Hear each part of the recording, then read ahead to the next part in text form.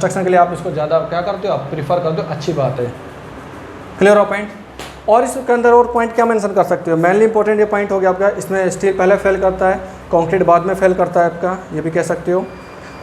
और इसमें पॉइंट, अच्छा हाँ, इसमें एक चीज़ और लिख सकते हो आपके पास, ये आपका एक्स हो गया, न्यूट्रल एक्सिस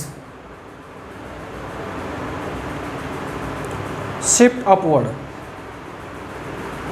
लिख सकते हो इस पॉइंट को, neutral axis shift upward due to yielding of steel.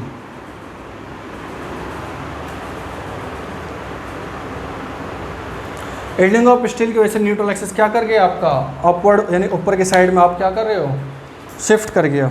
और इसमें लास्ट एक पॉइंट और मेंशन कर सकते हो, amount of steel in section in such section such that, इसको थोड़ा सा इधर लिख देता हूँ मैं, such that ultimate या maximum strain of concrete is less than 0.0035 and ultimate strain of steel is more than 0.002 plus 0.87 Fy divide by ES। अभी जो मैं बोल रहा हूँ ना, बस उसको लिख लेना, इसको मैं एक्सप्लेन करूँगा बाद में, आई होप यहाँ से आपको दिखाई नहीं देगा, बस जो मैं बोल रहा हूँ वो लिख लेना, amount of steel in this section such that ultimate strain of concrete should, bracket में लिख लेना 0.0035 ब्रैकेट बंद, and ultimate strain of steel bracket में more than 0.002 प्लस में 0.87 Fy डिवाइड बाई ES। इस पॉइंट को मेंशन कर लेना, इसको जो मैं नेक्स्ट आऊँगा ना ओवर रीइंफोर्स्ड सेक्शन पर, वहाँ पे एक्सप्लेन करूँगा इन पॉइंटों को, फिर यहाँ पे जगह थोड़ी सी कम हो गई। सबसे इम्पॉर्टेंट लास्ट पॉइंट इसके अंदर आ रहा है।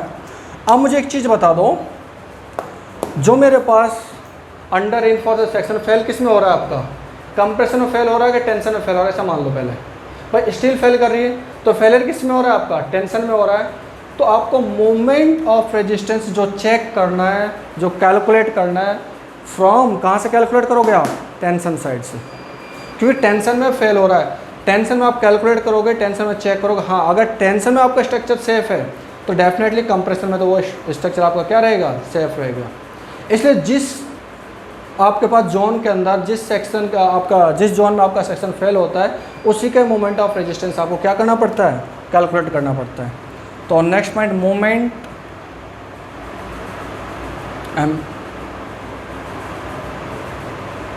ऑफ रेजिस्टेंस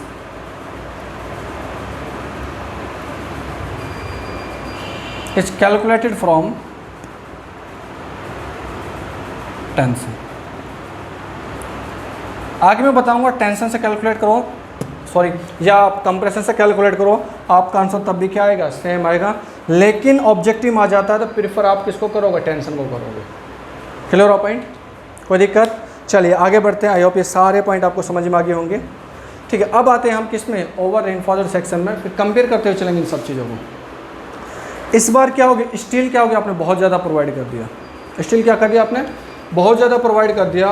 तो स्टील जब बहुत ज़्यादा प्रोवाइड कर दिया तो कम क्या रह गया आपका, कंक्रीट, कंक्रीट क्या आपका कम हो गया।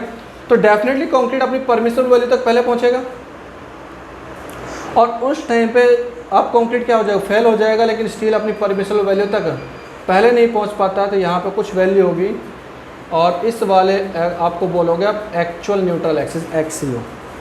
पॉइंट समझ मारा है, ठीक है। कम क्या है, कंक्रीट है, तो डेफिनेटली जो चीज़ कम होती है उसी में फेल होता है। कंक्रीट में सेक्शन फेल होगा तो मतलब कंक्रीट अपनी परमिसिबल वैल्यू तक पहले पहुंच जाएगी, स्टील अपनी परमिसिबल वैल्यू तक बाद में पहुंचेगी, और स्ट्रक्चर आपका क्या हो गया, फेल हो जाता है। At the time of failure steel सिर्फ इतना ही पहुंचा, इसमें मान के चल रहा हूँ, और कंक्रीट में वो क्या कर गया, परमिसिबल वैल्यू तक पहुँच गया।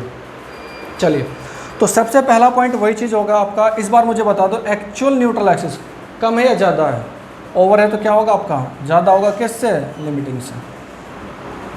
भाई लिमिटिंग तो मैक्सिमम होता है, उससे ज़्यादा आपको लेके नहीं चलना होता है। ठीक है, क्यों नहीं लेके चलना होता अभी बताऊंगा इस पॉइंट को भी। नाउ चलिए, इसके बाद नेक्स्ट पॉइंट मैंने यहाँ पे क्या लिखा था, in this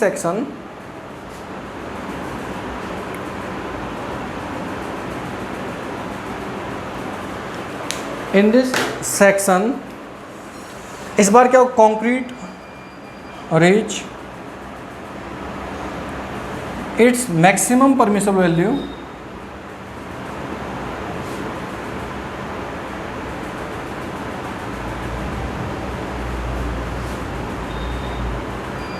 before steel. Clear point. जब कंक्रीट के अंदर आपके पास परमिसिबल वैल्यू हो रही है तो इस सेक्शन आपके पास कौन सा फेलियर देगा, कंक्रीट में फेल होगा, आपके पास स्टील में फेल होगा, कंक्रीट फेलियर होगा। कंक्रीट क्या हो गया, पहले फेल हो जाएगा, कंक्रीट फेलियर हो जाएगा। या इसको आप लिख सकते हो, this section is subjected to आपका बीटल फेलियर। कंक्रीट कौन सा फेलियर देता है, बीटल फेलियर। और बीटल फेलियर देता है तो इसका मतलब क्या होगा, सडन फेलियर हो रहा है। जो पीसीसी मैंने बताया था, एकदम से स्ट्रक्चर क्या होगा, विदाउट वार्निंग फेल हो जाएगा। Does not give any warning before failure, does not give any warning before failure. Fail होने से पहले कोई भी वार्निंग दे आपके पास देगा तो not use for construction, not preferred for construction. Construction में मैं इसको प्रिफर्ड नहीं करूँगा। सडन फेलियर कर गया, स्ट्रक्चर एकदम फेल हो गया तो डेफिनेटली मैं उसको कभी भी यूज़ नहीं करूँगा। एक तो ओवर रीइंफोर्स हो, वैसे पैसा ज़्यादा जा रहा है। दूसरा क्या हो गया, वो सडन फेलियर हो गया, मैं इसको ज़रूरत प्रोवाइड ही क्यों करूँगा। हमेशा कंस्ट्रक्शन में डिज़ाइन करता हूँ कौन सा, अंडर रीइंफोर्स सेक्शन। क्यों करता हूँ, रीज़न मैंने बता दिया। इंटरव्यू में क्वेश्चन आ सकता है, आपसे पूछा जा सकता है, इन तीनों में से आप कौन से को प्रीफर करते हो बीइंग एन इंजीनियर। हमेशा डिज़ाइन हो जो मेरी होगी आगे वो अंडर रीइंफोर्स्ड सेक्शन के अकॉर्डिंग डिज़ाइन होगी, ध्यान रखिएगा इस चीज़ को। चलिए, ये पॉइंट हो गया। और क्या था इसमें पॉइंट, एक्स्ट्रा पॉइंट, वार्निंग हो गया, मोस्ट नॉट प्रिफर। ठीक है, तो बेसिकली वही चीज़, न्यूट्रल एक्सिस का कंसेप्ट क्या हो गया, डाउन हो जाएगा। इसमें जो ये पॉइंट था ना, इस पॉइंट को मैं यहाँ लिखता हूँ फिर एक्सप्लेन करता हूँ।